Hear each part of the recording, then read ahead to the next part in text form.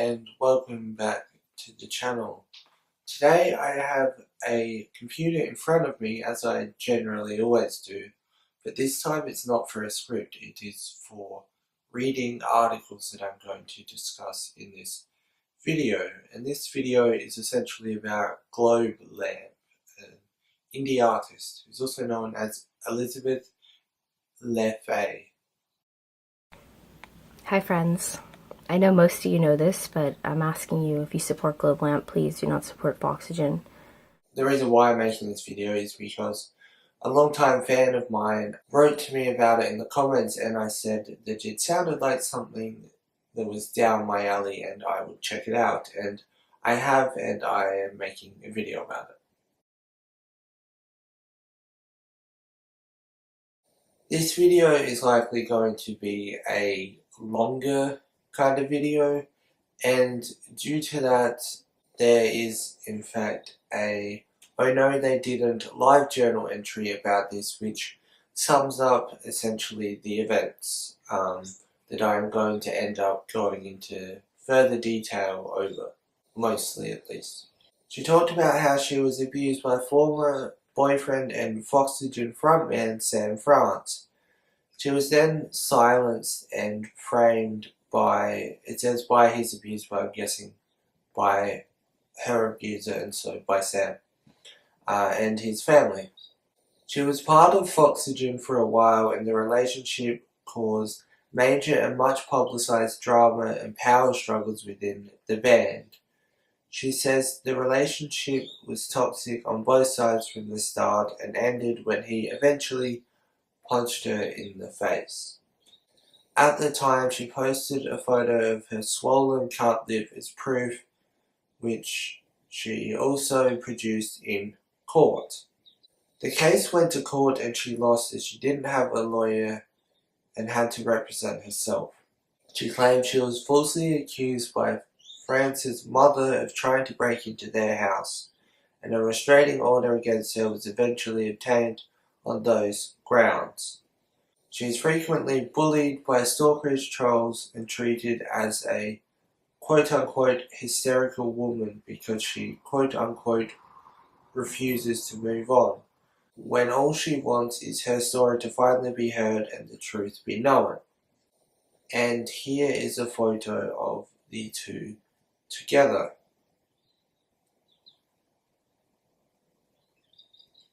In mid to late 2016, she got in a feud with Sean Lennon after she asked him to share her story weeks prior, while she was protesting against Foxygen playing Desert Days Festival.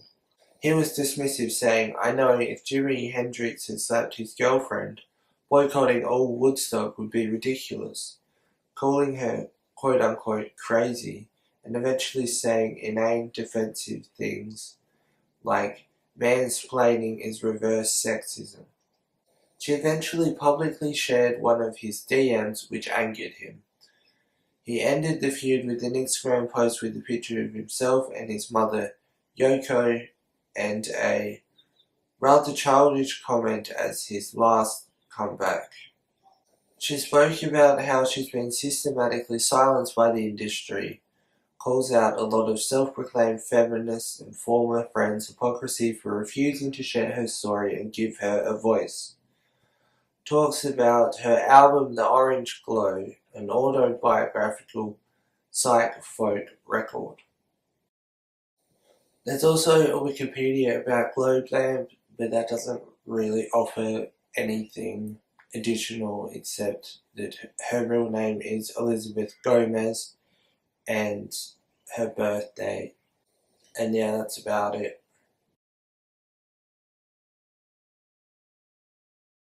The rest of these articles and posts are going to be read in chronological order from oldest to newest. And we start with the Pitchfork article from July 25, 2013 that says Foxygen turmoil exposed in blog post but band not breaking up. The article says Foxygen's rise over the past year has been accompanied by some speed bumps along the way. Today, former touring member Elizabeth Faye shared a revealing post on Tumblr giving her take on drama the group has dealt with since she began performing with them in September 2012. Now, before we go on, I just want to quickly state that I've listened to both Foxygen and Globelamp's music because I wanted to listen to their music, so I'm not just like, well, here's a bunch of articles about them, never listened to them, whatever. I have actually listened to them now, and I enjoy both of their music, probably Globelamp's more. Faye's post details her move from the Olympia WA house show scene to life on the road with Foxygen, and ultimately focuses on a divide in the band, specifically between core members Sam France, who is Faye's boyfriend, or was at the time this was written, and Jonathan Rado. It was strange meeting Rado and knowing they were supposed to be a duo, but there was no friendship at all, she writes, just contracts that needed to be fulfilled. Faye writes, at the end of the UMO tour, Rado and Sean blamed all the problems in Foxygen on me. I was the perfect scapegoat, the only girl, a new member, a loud opinionated female. Rado said things like I was unprofessional, which is just a joke. I am unprofessional while Sean Fleming was/is hitting on teenage girls all the time online. Joe just got jailed on the last tour for being drunk, and Rado couldn't even tell me any of his problems himself. According to Faye, Rado made France remove his 2012 solo album Star Power from the internet, but then surprised the rest of the band by announcing his own solo LP. Faye ultimately says she and France are starting a new band. Rado was threatened by Sam and I, saying it was the Sam and Lizzie show. Well, we're going to start our own band. It sickens to me to see how Sam has been walked all over. He isn't the type of person to plot out things or think about business. He is just a real musician who is an amazing songwriter. I don't think he was ready for all the craziness that being a popular band gives you. Hopefully Sam and Rado can learn how to compromise and be good friends again. I'd even try to be Rado's friend again if he genuinely cared or was sorry, but he isn't. Despite everything, I love Sam a lot. He is an amazing songwriter who will continue to make inspiring music. I really like Foxygen, the music, just have some problems with the members. I really do wonder if anyone other than Sam and Justin believe in things like peace and magic. Despite this, the band's publicist confirms that Foxygen is not breaking up. They play New York City tonight and have shows scheduled through the fall. Faye is not currently on tour with them. The band just tweeted, always definitely believe the internet. Update: Foxygen's recording activity was misstated by their rep. Although they're not working on a new record yet, Rado is currently working on his next solo album, the follow-up to his forthcoming Woodsist LP. The Tumblr post I spoke of will be linked in the description. It's really long. I did originally plan to read it all out. It's only available via the Wayback Machine as the original post is no longer available. So next up we have an article on Impose. It is called Abuse in Silence. Globelamp's court-ordered excommunication from Foxygen. In 2013, Elizabeth LaFay was known on the internet as a Yoko, referring to the misogynistic portrayal of Yoko Ono as responsible for the Beatles' breakup. Such gendered scapegoating rarely goes unpunished. In 2016, but only 2 years ago, it left LaFay feeling abandoned and voiceless. It followed a controversial Tumblr post from 2013, the one I just mentioned, in which LaFay lamented her time in the band Foxygen, her relationship with founding member Sam France, and her exit. At no point did she announce a breakup of Foxygen.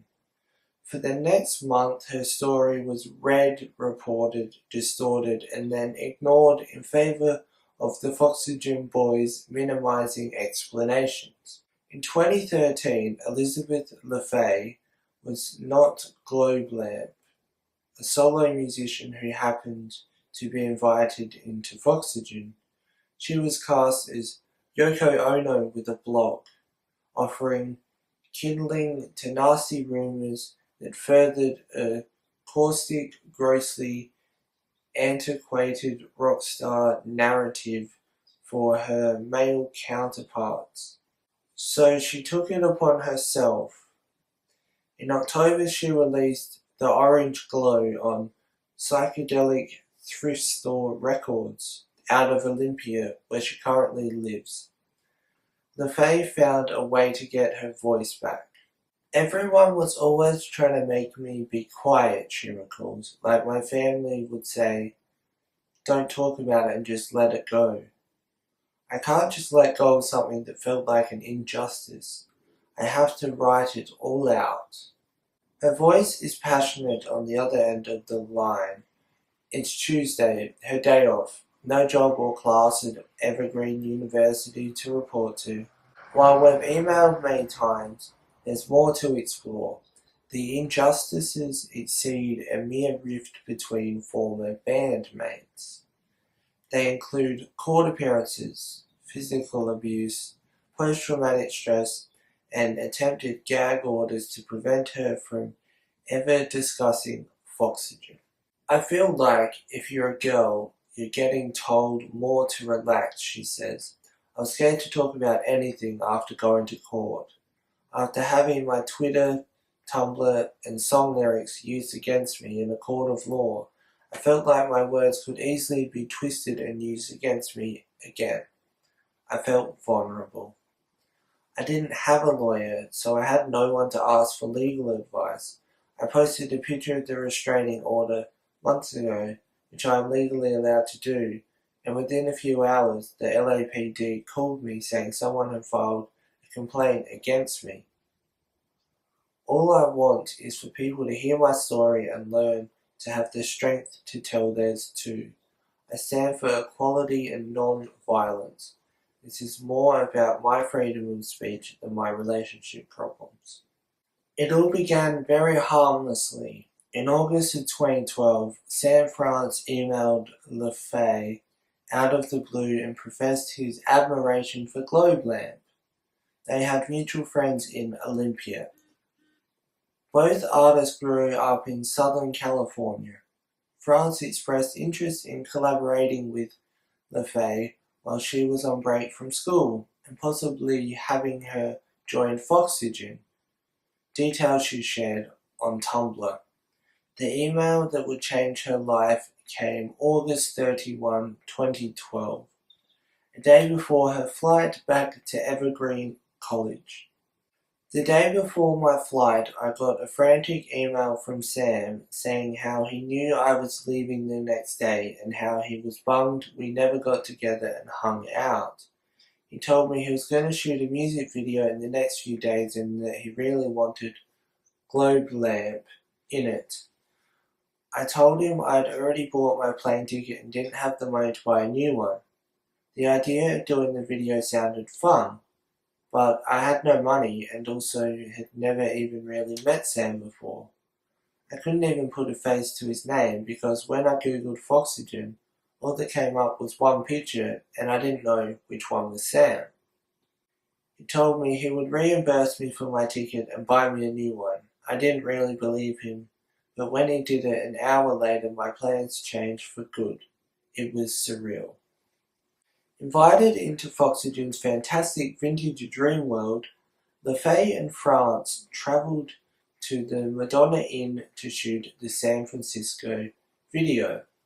In it, she's an abandoned lover, depicted inverted on a plush pink carpet while France appears vertically, overwhelmed by his recording gear. He sings "I left my lover in San Francisco" and then reaches the mic towards LaFay, who responds, "That's okay, I was bored anyway." The chemistry seems there, but that could be the allure of the Madonna. Whimsical enchantment in the resort's forte. That's okay. I was born in LA. I left my love in San Francisco. That's okay. I was born anyway. Shortly thereafter, France confided in her that the band needed a member to replace Jonathan Rado's girlfriend, who had college commitments. Before long, LaFay put her life in Olympia on hold to become a touring member of Foxygen. Touring the West Coast in support of Jaguar label mates Moonface, Foxygen made and lost fans at maximum velocity. LaFay flew around the country for CMJ appearances in New York and rehearsals in Connecticut. They were halcyon months, building towards the release of "We Are the 21st Century Ambassadors of Peace and Magic", which appeared on January 22, 2013. Amid the bustle of the release and shortly before a scheduled European tour, her best friend in Olympia suddenly died. As the loss tormented her during travels, factions began to form in the band, aligning her and France against Rado and Sean Fleming. By Southwest, Foxygen were viral and unhinged. The weekend in Austin garnered them an unruly reputation, and soon the European tour was cancelled to preserve creative health of the band, according to statements at the time. It's interesting that they went viral, and I never heard of them until this whole thing. Higher review marks and a sordid relationship with professionalism meant Foxygen was a hit. The creative health line referred to LaFay's ousting. LaFay and France were accused of making Foxygen the "Sam and Lizzie show" by other members. Next, as LaFay recalls, Rado said he'd permit her continued involvement, provided she not be paid. "I was paid on other tours, but now Rado wanted me to just come as Sam's girlfriend and not get paid," says LaFay. "I felt disrespected by that and didn't want to tour with them any longer, but continued dating Sam." This led to the Tumblr post in 2013, which was extensively reported and misread as a breakup manifesto. All massaging of the situation was handled by core members France and Rado, who dismissed LaFay's claims with calculated brevity. It worked. The world moved on. Except LaFay could not move on. She was still trying with France, still working with him on her Globelamp record Stardust. LaFay describes the events in an email centered on what became a tipping point for her relationship with France. "A few months before we were broken up and were fighting over control of my Stardust record. We had been working on it together. I wrote the songs and he co-produced and played/sang on it. After our breakup, he threw a tantrum and refused to give me the tapes that were rightfully mine." In October 2013, LaFay and France officially broke up. He eventually relinquished her recordings, Months later, she also received a 32-page restraining order that prohibited her from encountering France's entire family, both parents and siblings, until January 22nd, 2019. In court, she chose to represent herself. She remembers the proceedings as a witch hunt. France's lawyer even tried the lyrics as evidence approach the prosecutors often wield against defendants who rap. They made me read some lyrics from my song Daddy's Gone that I had tweeted, she says. They were trying to make it seem like I broke into their house. It doesn't matter if you lock your door. It doesn't matter if you don't want more. You shouldn't have let me in.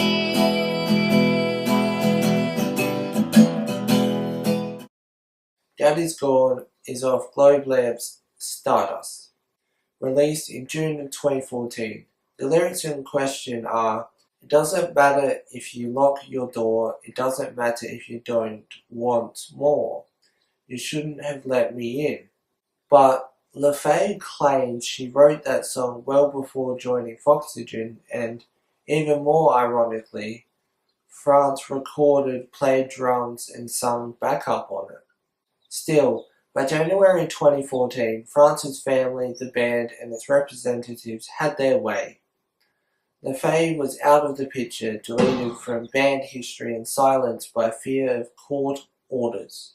The world moved on to promotional narratives for and star power. These events were off the record in leading up to the October 2014 release. In interviews, Foxygen dismissed all inquiries regarding internal troubles. Ratto fielded the questions with quick, calculated denial.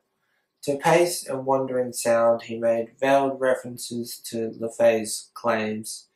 To Esquire, he played an artist's trump card, media shaming. People were using our story for themselves, he reckoned, and it was mainly the media. Meanwhile, France lacked poise in a LA Weekly interview, blaming the situation on a broken leg, not band drama.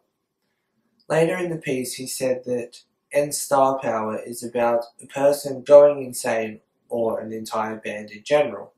He paused, then backpedaled, or just, a general protagonist character. The reporter noted France's pause as if to say, this guy is making a point to offer jack shit. That August, before the release of "And Star Power," the final Foxygen record, LaFay tweeted a picture of her bruised lip, alleging France struck her. The picture dates back to their relationship before the restraining order. The image never goes viral. Foxygen are merely criticized for releasing an obtuse record, conflicted in its flimsy conceit. The tweet pic has since been taken down, but evidence remains through a retweet and Tumblr post this year. If you care about justice at all, are a feminist, or are against domestic violence, please do not support the band Foxygen, she wrote on Tumblr. The lead singer hit me in the face, slut-shamed me, held me down by the neck and threatened to kill me, and got a restraining order on me claiming I abused him. LaFay says France's family members, around whom she'd felt unwelcome before, knew about the abuse. "I told his dad that Sam hit me in the face," recalls LaFay, "and he told Sam, make sure she doesn't tell anyone." She says she knew that if she just handled one thing differently, the case would have swung in her favor. "Not calling the cops after getting hit in the face is one of the biggest regrets of my life," she says. "I could have used that police report to prove that Sam was physically violent towards me, but alas, I never filed a police report." She had to write it all out. When I was approached to premiere Globelamp's San Francisco single, I knew nothing of LaFay, her history, or her project. The piano ballad thrives in a balance between psych folk and chamber pop. But even in all its enchanting Baroque production, the lyrics, "Is she going to expose? The girl's gotta go, his mama said so," struck as having relevance beyond the recording. So I requested a brief statement. It was then LaFay replied, "This song is from the female perspective of the girl in the San Francisco video. The girl you probably didn't know about.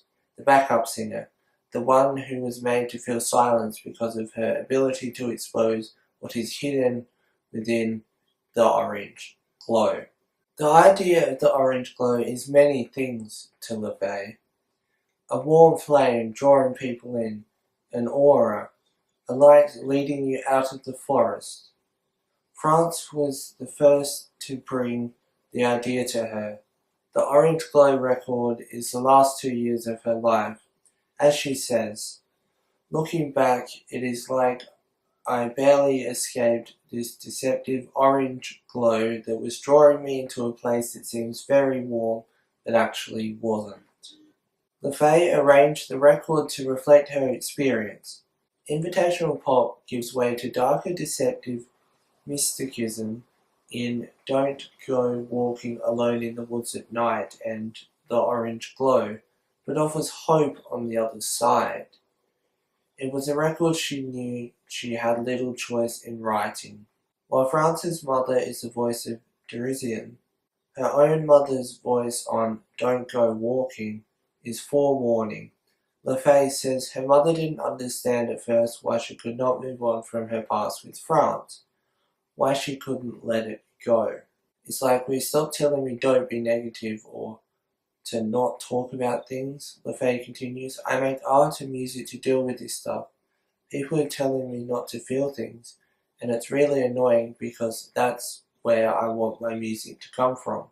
The songwriting on "The Orange Glow" is highly personal and autobiographical, but not in the smothering way.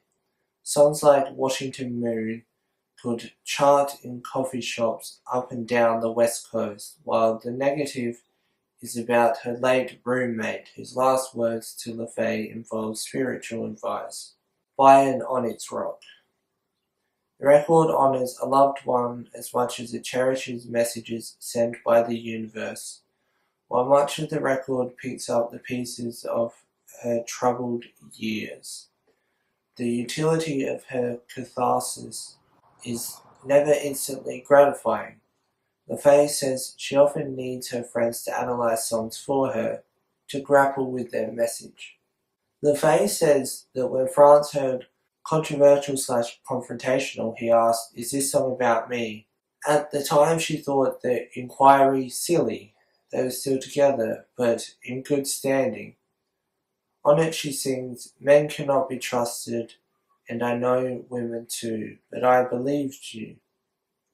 She says friends who listen to it noted the songwriting does not lay full blame on either gender, but rather questions our nature to be trustworthy. That matters of the heart are heavier than reductionist binaries.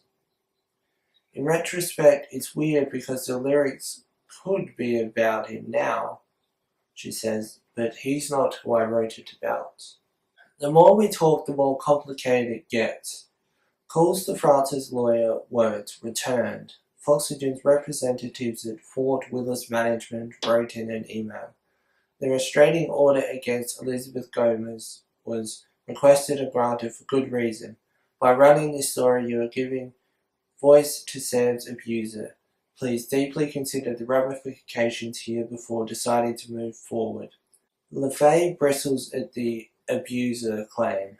"I'm not going to be treated like shit by a bunch of guys," she replies.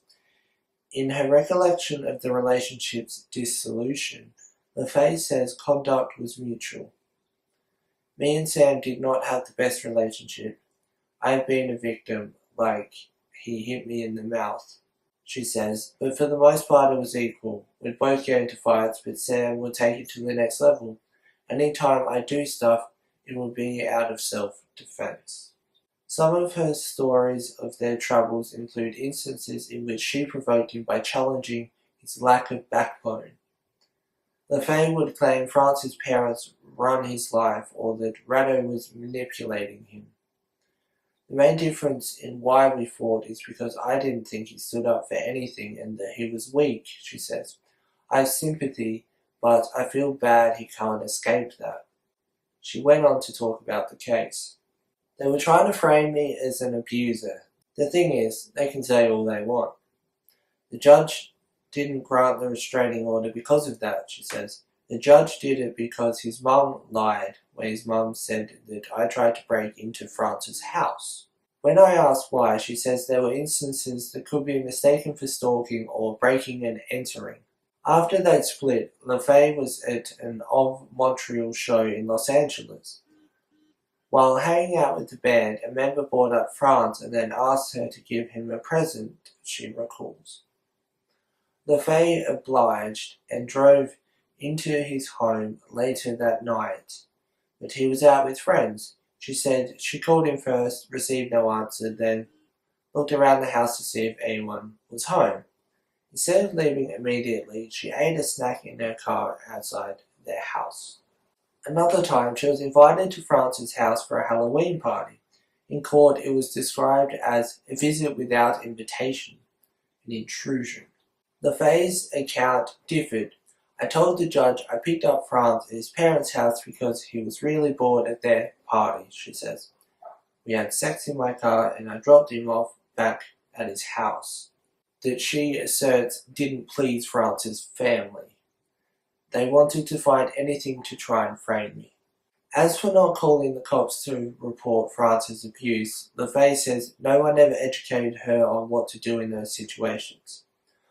Further, she never thought she'd date a dick enough of a guy, LaFay says. I always thought I was going to be a girl like that. When I was younger, I could never understand how a girl could be with a guy like that.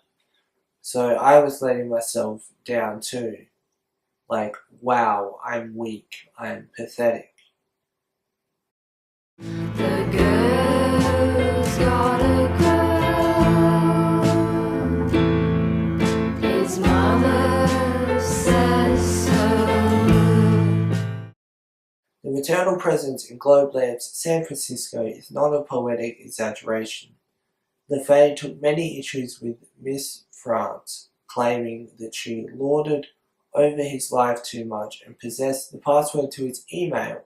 It was after criticizing France's mother that he once laid her down and threatened her life unless she stopped, she says. LaFay feels these accounts did not carry weight in court because she chose to represent herself. She says France never had to speak in court, that his family had the money and therefore the power. On the phone, LaFay asks, do you know that book, The Scarlet Letter? I feel like I have to wear this shame thing and be silenced, while the other person gets to run around free and get everything they want, she says. If someone knows about it, they are more quick to say I'm crazy or something. People use it against you when it has nothing to do with them. There was one more article that I was going to read you about the Orange Glow album, but I feel that after reading that entire article to you that you kind of, I suppose, get it. One last thing I am going to mention is that Medium posted in May 14, 2017 that she was harassed on her Wikipedia page. Someone edited her Wikipedia page to say something very derogatory, I think is the word, about her and her relationship with France. Links to all the articles and such I've read will be in the description below. It's not very often I record additional footage. I've finished the initial edit of the video, but I'm wanting to add more. I was going to do a second part and I still might, but I thought I should just double check Globelamp's YouTube channel. Many of these videos mentioned from her channel in particular are from 2017/2018. She herself has a playlist from when she was in Foxygen. There is 2 parts of an interview from when she was in Foxygen, and they're both provided by Napster. In this one, they talk about their favourite album. I like the high energy in it, all the High energy. very tribal drum beats. Everyone's tribal. the vocals are really Lot of dramatic. dwarf Sometimes you don't know if vocals. it's a joke or not. That's why. Dynamic singer. It's not a Great joke. backup Lots of singers food, about lots of 13. food. Good, Yeah, it's about always food. talks Good about snack, creative, good snack loving album. food. Rusty Very Definitely a Food. good snack Because album. they appreciate it. And in this one, they talk about their influences and such. We've been playing together for a year, but also many more years in different incarnations. I met Sam in middle school, and we started recording a lot of music together. We've been playing at this live thing for a year. I wish I'd written White Rabbit by Jefferson Airplane. There is also footage of them performing live together, and here's a clip of that. I left my love in San Francisco. I left my love in Philly.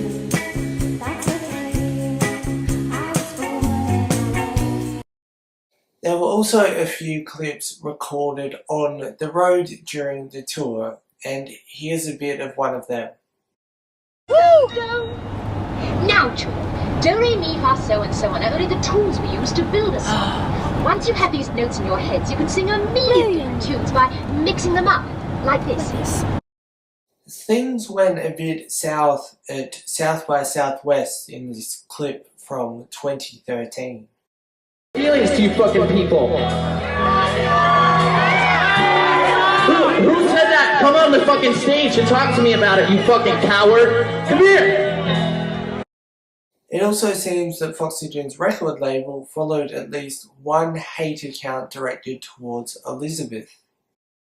This random Twitter, Globelamp is Trump. I don't know, some random hater. They had 2 followers, okay? One of them was frickin' Jaguar right there. And the other one was like another troll account that stalks me. The fact that they were even following this account shows to me that they probably were a part of the online harassment. I mean, why would a professional label be following a Globelamp Trump account, spam account?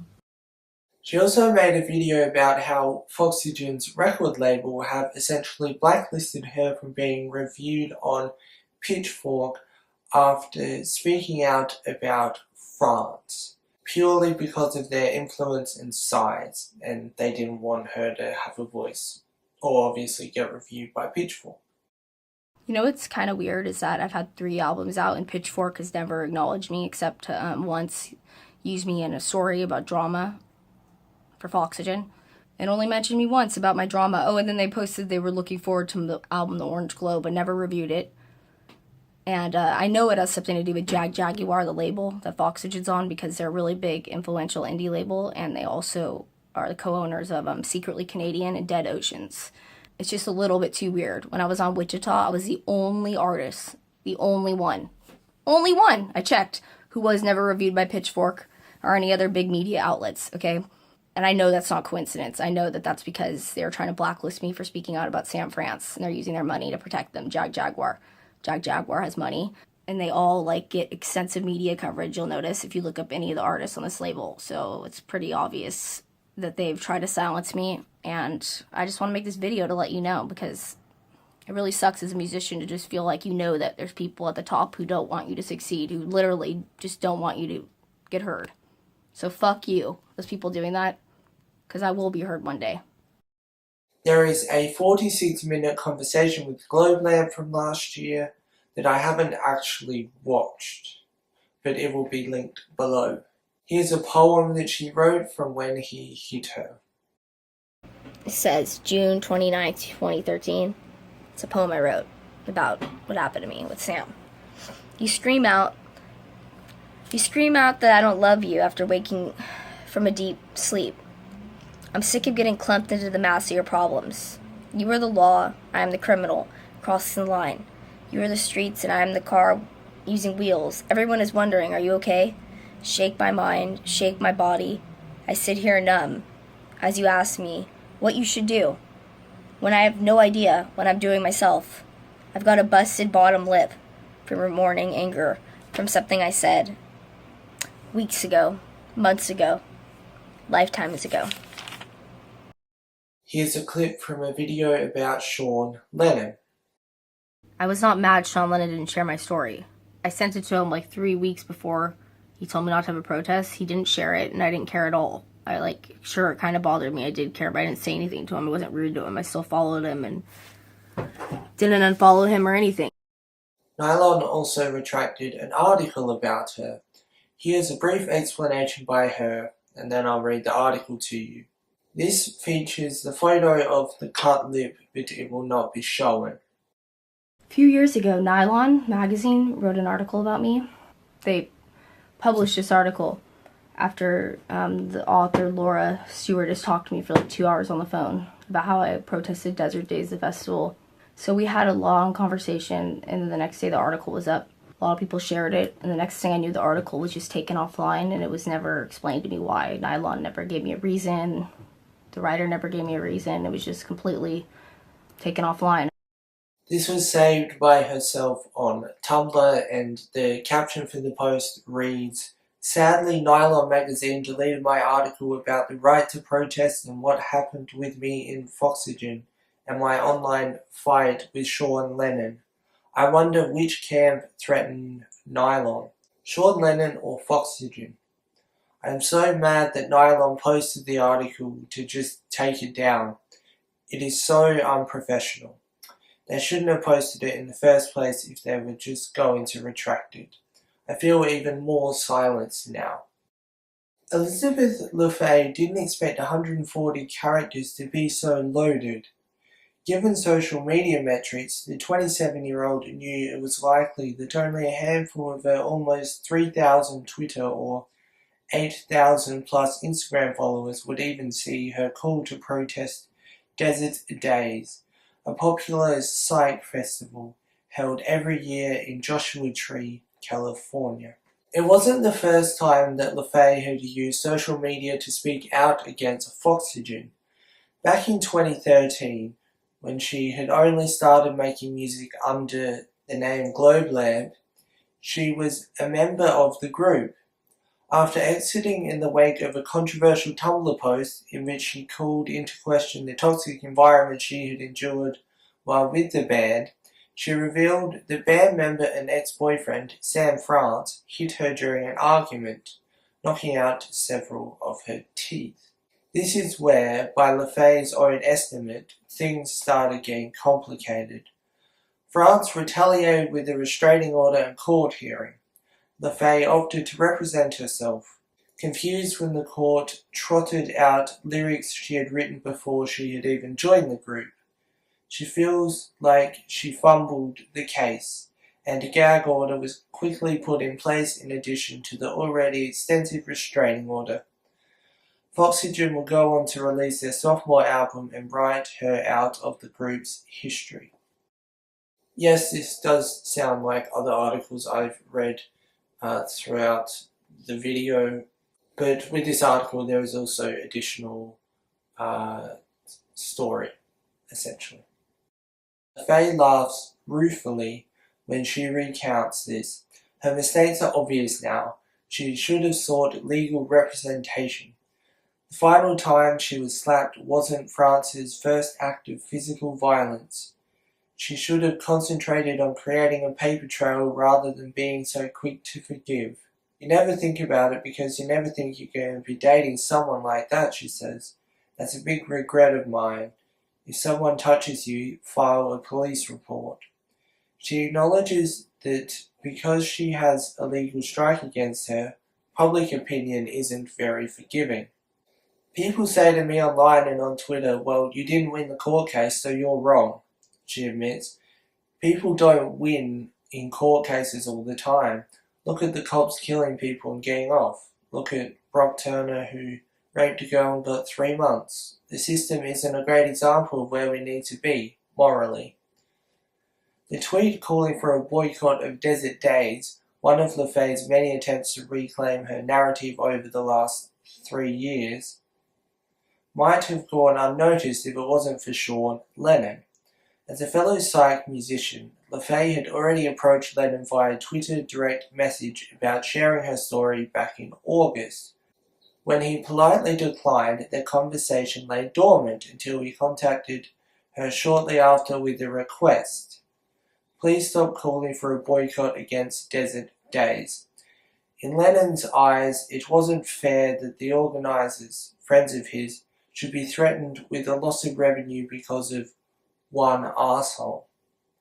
When LaFay declined, posting the private message to her feed, Lennon retaliated, going on to defend his right to tell her how she should speak about her experience for the next several days. It didn't matter that he was addressing a victim of domestic abuse. His statements got progressively more pointed, with little regard for the fact he was talking to someone who had experienced trauma and been silenced in the recent past. I know that if Jimi Hendrix had slapped his girlfriend, boycotting all of Woodstock would be ridiculous, he said in a now deleted tweet. It's not like I'm Beyonce and can say, okay everyone, let's not do this, and people listen, says LaFay of the response, which kicked off a multi-day string of abuse from Lennon's fans. Having only just released her debut album, The Orange Globe, she has no delusions about her place in the musical pecking order. It's weird that anyone feels so threatened by a small group of people. It's not like we're a huge majority. I'm an indie artist, a DIY solo musician. What LaFay is asking, the removal of a band or the boycott of an entire event, isn't wholly unprecedented. Earlier this year, crystal castles were dropped from Tumblr feminists celebrating South by Southwest lineup when former frontwoman Alice Glass called out the band on Twitter after Ethan Kath alleged she wasn't a driving force behind the band. The tweet says, manipulative statements about my contribution to the band only reinforced the decision I made to move on to other things. I'm unsure when this article was originally written. The post is from 2 years ago, but the video about Nylon magazine retracting the article is from December 2018. And the Alice Glass tweet is from April 2015, so I'm not 100% sure. Similarly, Northside Festival dropped the band Good English from its lineup after drummer Leslie Rasmussen petitioned the court on behalf of convicted rapist Brock Turner. It would be easy to paint both instances as people choosing to do the right thing, but doing so would ignore the commerce element of the music industry. In both cases, businesses risked losing money if they supported unpopular opinions by proxy. As LaFay says, it's the job of the people to make organizations aware of the potential fallout. LaFay further points out, that's what a protest is. It makes the facility or corporations think about what they're selling. If Forever 21 started selling fur, protesters would inform people shopping there about what they're buying. Sometimes those stores will stop selling fur and issue a statement saying that they're sorry and change their product. If people make a scene, things will change. People are telling me that it's unfair because that store gives people jobs. With that mentality, there would never be a protest because it's always going to be something. I felt like I had no acknowledgement of my story. They just kept going on. It seems like people are more willing to listen this year. The media seems a little more feminist lately. They act like they care. This is a serious topic. I didn't make it up. Who would? My whole story is available everywhere. He meant to hit me. That's not cool. I want to help women to stand up and use their voices more. It's not revenge. I want people to know what happened because I think it can happen to other women too. A girl reached out to me and told me she was crying and she wrote this. Not because she was upset, but because she was so happy this conversation is on blast. She had been abused a bunch of times and never stood up or said anything. Maybe I can help other women. I'm glad the internet got a hold of this conversation. The feminists started coming out. It's really cool that there's that community. We have to make that community. What else do you do when you get denied justice? I was also going to go into a little bit of detail, but I won't, about a channel or interview series called Dirty Laundry. They spoke to Globelamp in, I think, 2016, and then a year or so later they also spoke to Foxygen, which is a bit odd considering Globelamp is so against Foxygen for obvious reasons, and they went and interviewed Foxygen. But they asked her about Foxygen, but they didn't ask Foxygen about her. I don't know, I just thought that was a bit odd. Anyway, here is the outro from yesterday's recording. The original outro, you know. Yeah, Foxygen is still around and so is Globelamp, but I feel like it will be always an issue for Globelamp, but not so much for Foxygen. But yeah, I guess let me know your thoughts below. I am very tempted at this moment in time to make a follow-up video. Of course, there is no side offered in this video by Foxygen because they have, as I have stated in this video, practically not spoken about it, or that I could find at least. I shall leave you with the outro being a bit of a live recording of a Globelamp song. But yeah, thanks for watching.